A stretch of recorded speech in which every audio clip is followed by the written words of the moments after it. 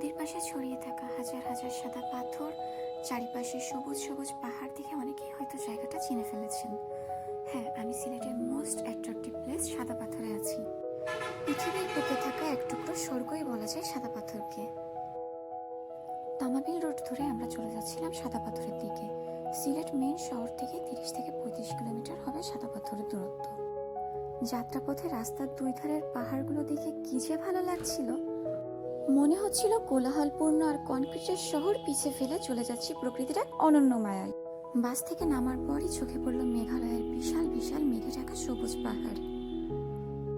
তারপর আমরা চলে আসলাম ধলাই নদীর তীরে, কারণ এখান থেকে নৌকায় করে আমরা সাদা পাথরের দিকে রওনা দিব।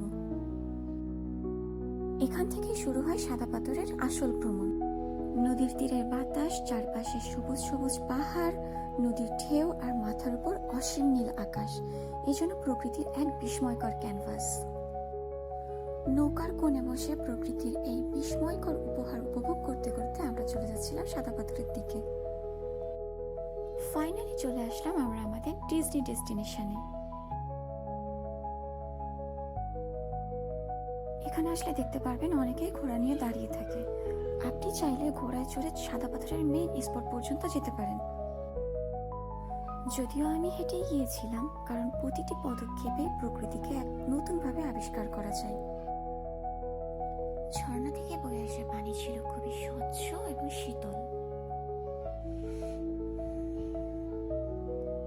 এই নদীর অপোজিটে আছে ভারতের মেঘালয়।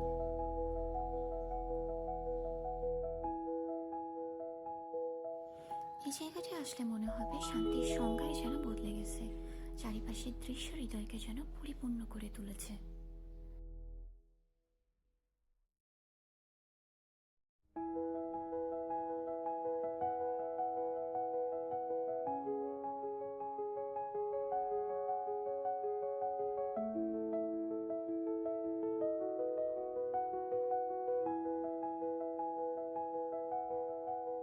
সবার কাছেই তাদের প্রয়োজনীয় জিনিসপত্র থাকে, যেগুলো নিয়ে আসলে পানিতে নামা সম্ভব হয় না।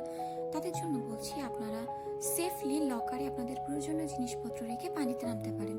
এটার জন্য আপনাদের পে করা লাগবে। ফুচকা, ঝালমুড়ি, আনারস, তরমুজের মতো টুকটাক খাবার পেয়ে যাবেন, বসার জন্য সুন্দর সুন্দর জায়গা পেয়ে যাবেন।